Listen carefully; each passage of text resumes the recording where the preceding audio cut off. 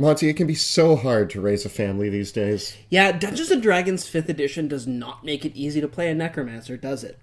But it can be done, and today we're going to show you how to raise your own little monsters.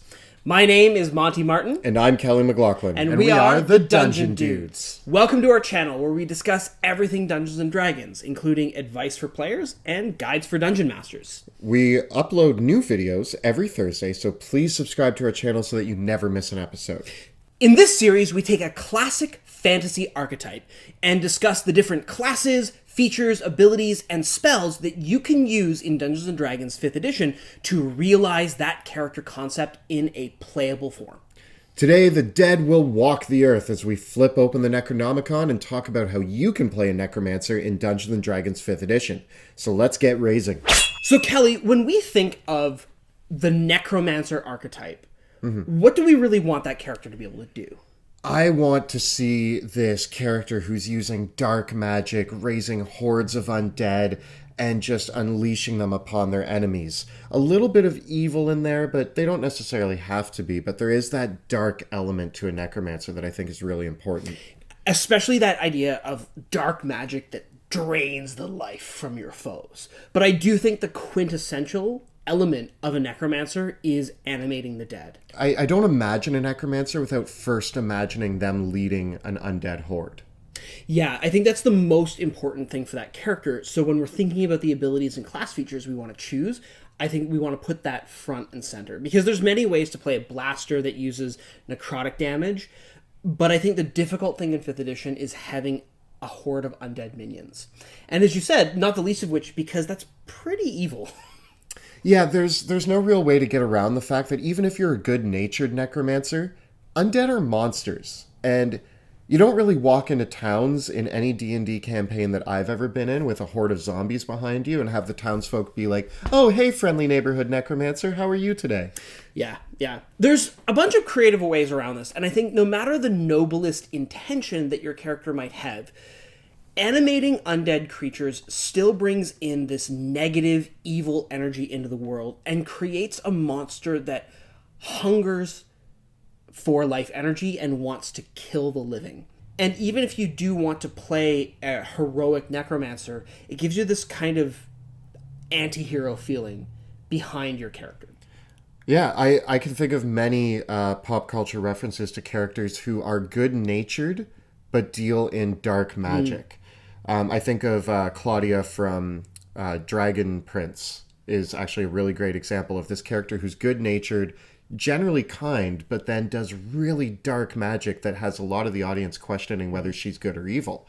But really, it's about that evil magic that you're using that really does define that whole aspect of the Necromancer. I think nowhere else do you see this any better than in the Diablo series, which really, for me, I think defines what we think of as a Necromancer. And in the Diablo games, if you played the Necromancer, you were really representing the person that was willing to do anything to stop a greater evil. So the idea that the forces of hell and demons are way worse than just animating the dead to fight against them. So that, I think, in addition to just the Diablo Necromancer being such a prevalent archetype, and even Necromancers in the Blizzard games in general, like Kel'Thuzad and the Lich King, I think have really defined in our public consciousness what it means to be a Necromancer. Yeah, I love these depictions because most of the time Necromancers are often spun as villains or evil characters. And it is good to have a few references, even if they're not specifically Necromancers. And even like in the Diablo series, to me, that's one of the best examples because you are the hero, but you're also a Necromancer. Yeah, and of course we can look at other more villainous characters as well, like Dark Priests, or drawing inspiration from famous Necromancers from D&D canon like Vecna and Acererak, who went on to become Liches, which is a big motivating element as well for a Necromancer. I think that a Necromancer always has this fascination with life and death. They might really desire power over life and death and be striving for their own immortality because maybe at their very core, they're afraid of their own death. Another two great examples for just inspiration for Necromancers is Dr. Frankenstein or the Reanimator. Both examples of people who went out of their way to learn what it took to bring somebody back from the dead. And I actually think what's really cool is this aspect of learning necromancy for the desire to bring somebody you care about back. I think that that's a really cool way to actually make the anti-hero necromancer. I also think that you can look at non-Western sources like Egyptian mythology or Haitian legends. Look at the origins of how zombies were associated with voodoo, and really find lots of different sources for necromancers that are more complex than just this grave-robbing, rise my minions archetype. Not that there's anything wrong with that archetype, but I think there's a lot of complexity in the personality of your necromancer that is worth exploring than this just like raw ambition for power and wanting to be a puppet master controlling an undead army that takes over the world. If you want to go the complete opposite side, the comical necromancer that I think of is the necromancer who was just lazy and decided that necromancy was an easy way to get everything done in his life because he just had skeletons and zombies doing all his chores and work for him while he got to sit back and relax. Maybe they're just a necromancer that lost their beloved cat and wants to reanimate it. What classes and spells do we think are going to combine together to make the best necromancer? So, because necromancers can run the spectrum from dark priests to mad scientists, but the thing that they always have in common is animating the dead, we want to look at the classes that have access to the animate dead spell, because I think that that is just the quintessential element of the character. And that puts us into the territory of wizards and clerics. I think the most obvious choice out of anything would obviously be the wizard taking the necromancy school. That one literally in the title says necromancer, so it's an obvious go-to, but a lot of people don't realize that there are other options out there that also allow you to create a necromancer-esque character. Yes, there is also the Death Domain Cleric, which is the cleric archetype found in the Dungeon Master's Guide. Xanathar's Guide to Everything introduced the Grave Domain Cleric, but that cleric archetype seems to be actually one that's built around fighting undead rather than raising undead minions themselves. Yeah. There are a few other archetypes that grant the Animate Dead spell to other classes, such as the Circle of Spores Druid and the Oathbreaker Paladin. It's also possible for a Divine Soul Sorcerer to take the Animate Dead spell because they gain access to cleric spells. But I think we're going to focus on the Wizard and the Cleric. Predominantly the Necromancer Wizard, because I think that that's the strongest archetype and the most classic one to build around. And I think that this comes down to the Animate Dead spell in general is really good. And so let's dive in and take a look at that spell itself and see why it's good and why it's the cornerstone for any sort of necromancer character that we want to play. So Animate Dead is a 3rd level necromancy spell that you can find on page 212 of the player's handbook, and it takes 1 minute to cast. The important thing to know about Animate Dead is that its duration is instantaneous, and its effects do not require concentration. Once you've cast the spell, the animated creatures are under your control and don't require any more maintenance from you to continue existing. This is very, very important to the Necromancer playstyle and why the spell is so powerful and efficient, but it comes with some big costs and some major limitations as well. So when you cast Animate Dead, you choose a pile of bones or a corpse, and you can animate one medium-sized humanoid, zombie, or skeleton from that pile. It must be a humanoid creature, and you're just going to animate the standard zombies and skeletons found in the monster manual. It does mean that the Animate Dead spell actually can't animate beasts, so you're not going to be raising up your beloved dog, nor can you use the spell to create things like zombie ogres or minotaurs or a zombie beholder. It's just for humanoid creatures only. Yeah, no pet cemetery here. So on your turn, you can use a bonus action to control any of the creatures within 60 feet of you to follow your commands. The creatures follow this command to their best of their ability, including moving to the direction that you want them to go, attacking creatures, guarding an area, or whatever that command needs to be. If you've created more than one undead creature with multiple castings of this spell, you can command all of them, but the bonus action does have to give the same command to all the creatures that you choose to command in this way at that time. Creatures that don't have a command either do the last thing you ask them to do, or just stand there and defend themselves if they get attacked. The last point about this spell is that the creatures remain under your control for 24 hours, at which point, before that 24 hours ends, you need to either recast the spell to regain control, or you need to cast it again to raise new creatures. If the 24 hours runs out and you don't cast the spell to reassert control over those creatures remain. They aren't destroyed instantaneously, but now they are hostile to all life, and so they may attack you if you're in their vicinity. When you cast Animate Dead, you only animate one creature at a time, but you're able to reassert control over 4 creatures. And if you cast Animate Dead using a higher level spell slot, you get to animate or reassert control over 2 additional creatures for each level of the spell you use to cast it above 3rd. We did some quick math, and if you wanted to use all of your spell slots from 3, 4, and 5 on a 10th level Necromancer, how many zombies or skeletons? Over 40. Over 40. That's an army.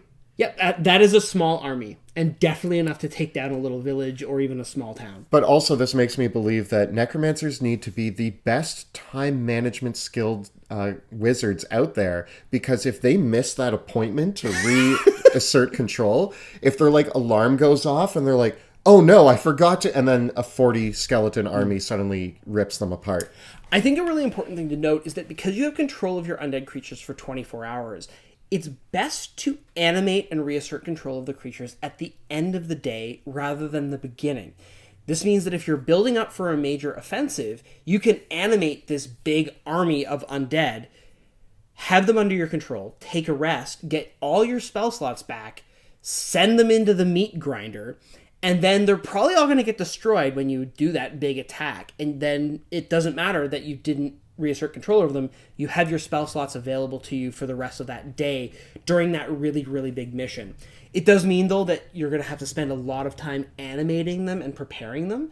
So a Necromancer using their Animate Dead spell in this way is really good at taking a bunch of downtime, animating a bunch of dead, getting them ready, and doing one big attack, and then going back to the drawing board and getting more minions built up again. This also means that as a Necromancer, your bonus action is basically claimed for almost every turn of combat. Mm-hmm. Because if you have an army of undead, that's where your bonus action is going. Although you could give a group of undead just a generic command and let them go off and do it.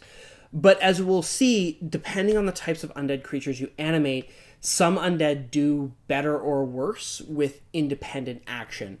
You can animate skeletons or zombies with the Animate Dead spell, and there's a pretty big difference between the tactical capabilities of both of those creatures. Another great option in an upgraded version of Animate Dead is Create Undead, which is a 6th level spell. With Create Undead, instead of creating zombies and skeletons, you create 3 ghouls. But when you upcast Create Undead, you're able to now create ghasts, wights, and eventually mummies if you're willing to use your 9th level spell slot to do it.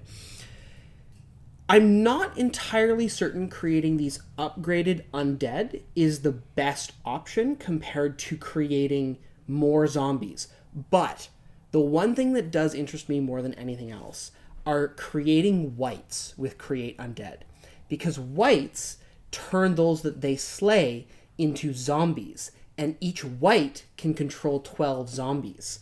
So if you control a handful of wights that are your lieutenants, who then each control their own little unit of zombies, you've got quite a nice little chain of command there. You could also combine Animate Dead and Create Undead, have an army of skeletons or zombies, have the wights leading the charge, anybody that the wights kill join the ranks, and now, once again, you're the Necromancer sitting on the back line, sipping a drink and watching your army sweep over the battlefield. A wight is an undead creature that you might be able to animate it, create it, and not necessarily have full control over it, but it might work with you. Yeah, you might be able to, at the end of the day, say, hey, listen, I'm going to keep supplying you with fresh bodies for you to slay and raise up as your own army. I'm going to be your general. You guys get to be my lieutenants. What do you say? I'll split the gold with you.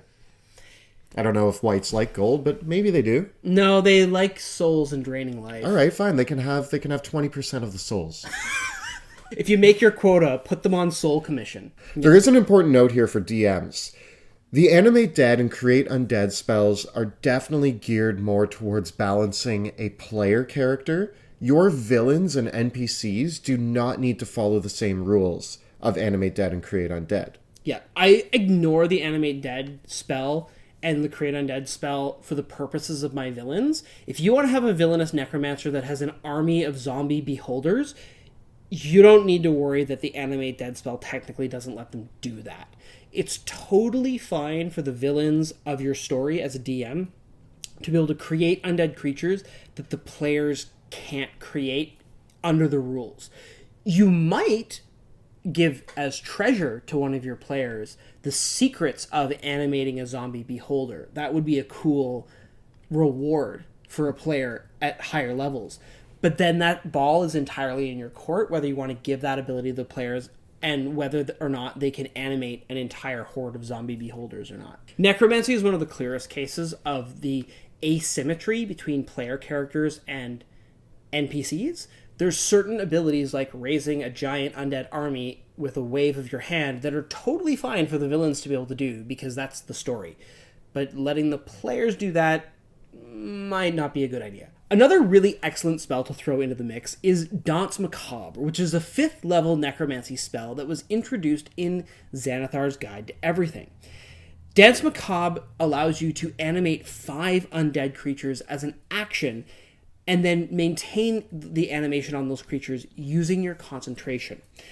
The main thing that makes Danse Macabre special over Animate Dead is that those creatures add your spellcasting ability modifier to their attack and damage rolls. And this stacks with the Necromancer Wizard's class features, giving you undead creatures that are adding your proficiency modifier and your intelligence modifier to their weapon damage rolls, which is really good. The one thing to note is that this does require your concentration, but it does happen instantaneously on your action.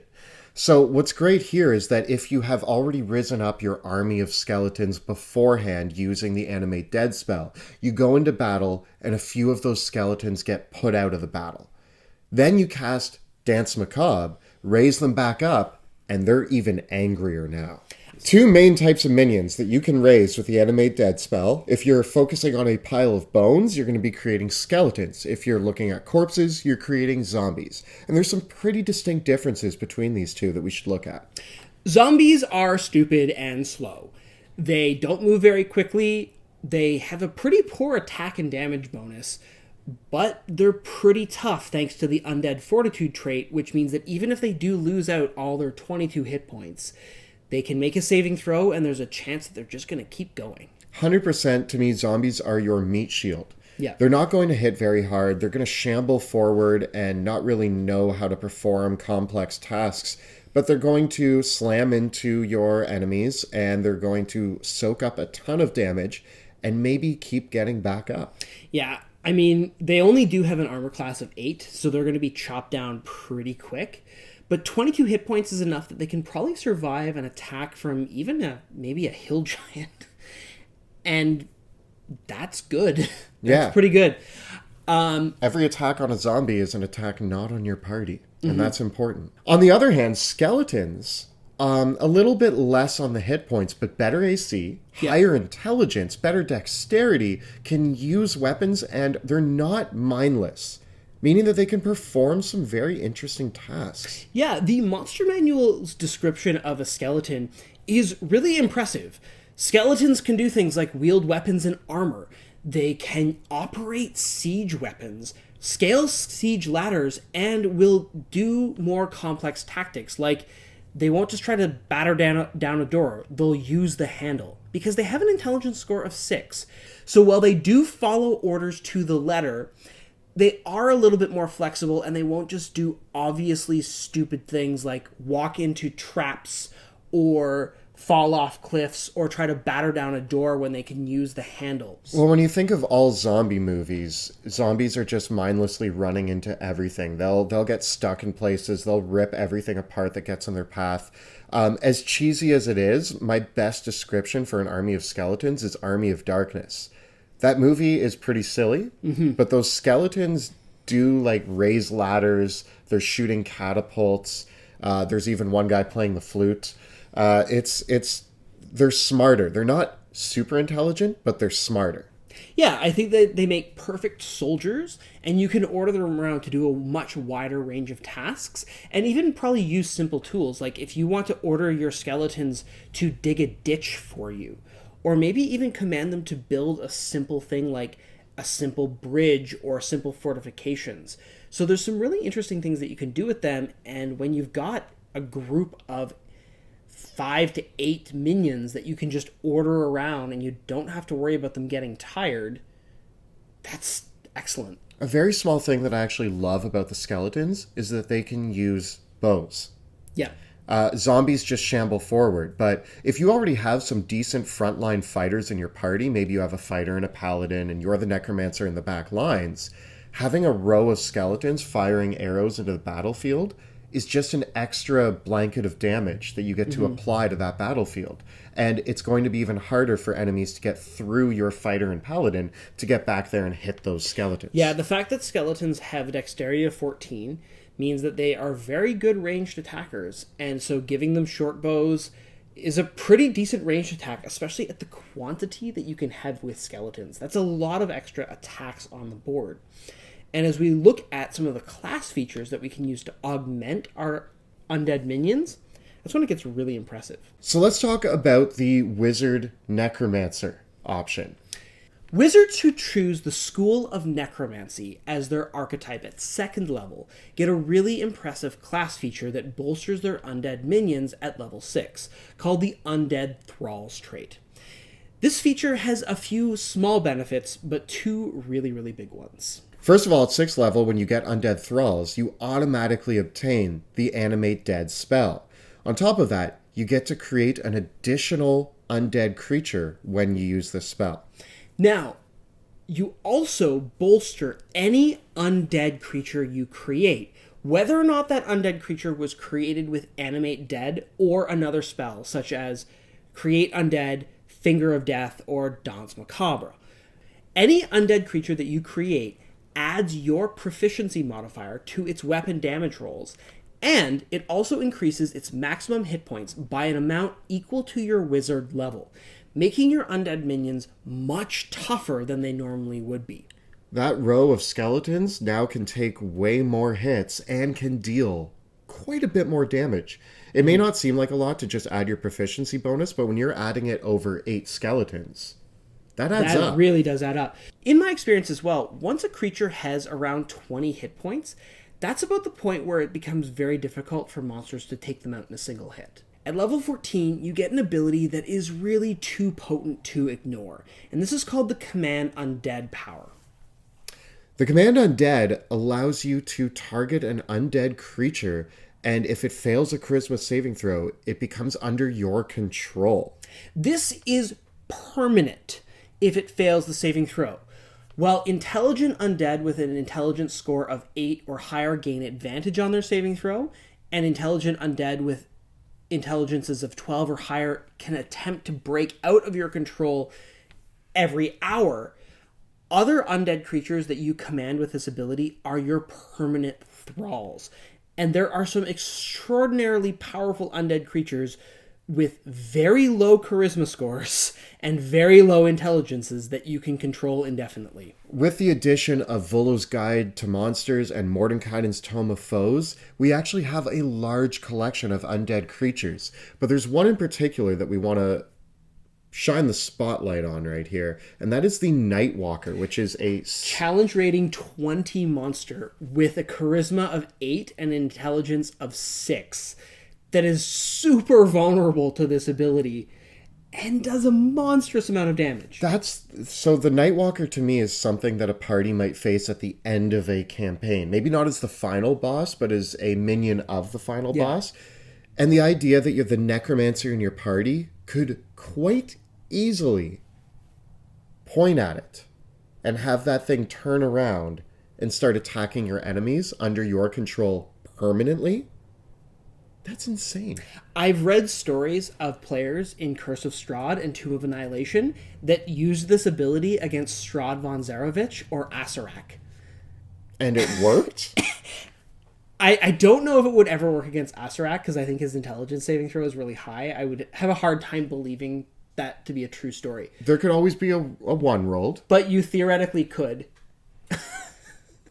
So I think the Necromancer Wizard archetype would be my go-to if I wanted to play a Necromancer.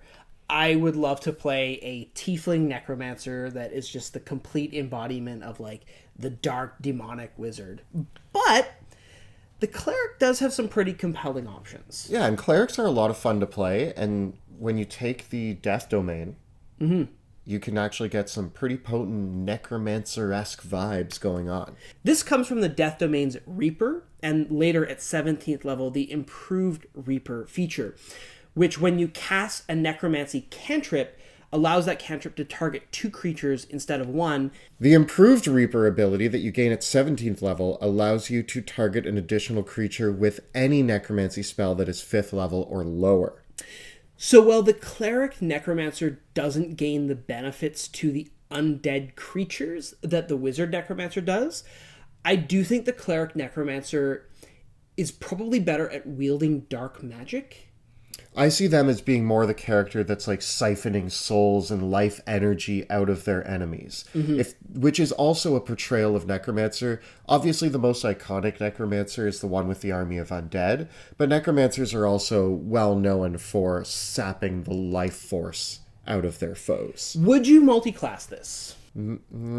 It's 2 different spellcasting. It is. Which I don't usually like in a multi-class. And I think the fact that you don't get those higher level features until very late in both subclasses, I think what would be really tempting to do would be to take 1 level of Cleric as a Necromancer Wizard, because then you get the Reaper feature at 1st level, you gain a couple cute perks from your Cleric level, and then everything else is just straight Wizard. And that way you don't lose too much of your spellcasting that badly. I think that's a probably pretty decent multi-class. Let's just talk about a couple of the awesome tactics that we can pull off with one of our Necromancers. Necromancers are great for having just extra battlefield control by being able to place these minions all over the battlefield, stopping enemies from attacking your party, or just in the back lines with skeleton archers to just load on extra damage into the battlefield. The thing to never forget about your undead minions is that they are expendable. They are there to be slain and beat up and take the damage so that your party doesn't have to take it. While I would absolutely defend them against AoE effects with counterspell and things like that, they're otherwise there to get killed. Send them down the hallways that you think there might be a trap down. If they fall into a trap, oh well, it was just a skeleton. At least it wasn't a party member. Yeah, and I think that you can also use them to block choke points. And because undead obey your commands, one of the interesting things about them is that even though they don't have very good attack bonuses and might not necessarily deal a lot of damage, they still take up space on the battlefield, and they have passable strength scores. So one thing that you can do with your undead minions is order them to grab somebody. And it's one thing if one undead creature with a strength score of 10 or 12 is trying to grab one creature. But when you have your undead minions dogpile a single enemy, and they now have to wrestle them all off, that's much more difficult to escape from. And so one of my favorite tactics is undead minions are immune to poison. So get a bunch of undead minions to grab your enemies and then drop a cloud kill spell on them. So your undead minions are holding them in the poison gas while they choke to death. Now just, if you have a cloud kill filled with zombies, that's just great. That's a great battlefield tactic. Here's a cloud kill, here's some zombies, and you're just grabbing The zombies enemies. weren't going to do much anyways, damage-wise. They only have a +3 attack bonus. But they can hold you. But they're just going to hold you there. Also, when we were discussing skeletons and their intelligence, which is higher than most people would think, if you're planning a siege against a castle, you could have 3 ballistas manned by 8 skeletons. The fact that skeletons can use siege weapons and archery is amazing. Like, just imagine having your skeletons equipped with bows and just trapping a bunch of enemies with a web spell or restraining them, and now all those skeletons have advantage on their ranged attacks against them.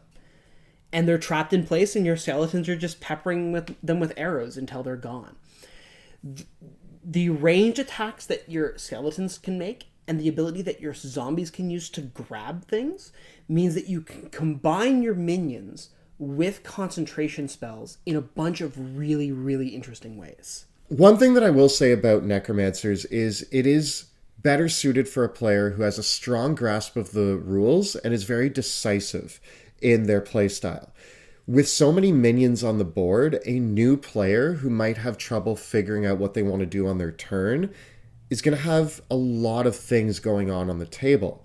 A Necromancer, although it's a very appealing choice, is difficult because if you have 8 skeletons, a few whites on the table, it's kind of hard on your turn to be like, okay, how many attacks am I making? Which characters have this many hit points? What's going on? So you do want to have a good understanding of how all of this works before you dive into having an army. I just think that as a player, you need to be on point and you need to be fast with this, because I have run games at Adventurers League and other tables where I had a player come that was playing a Necromancer, and it took them like a half hour to resolve all their attacks for their zombies and their minions. And while it was effective and it was good, it just made the game slow to a crawl.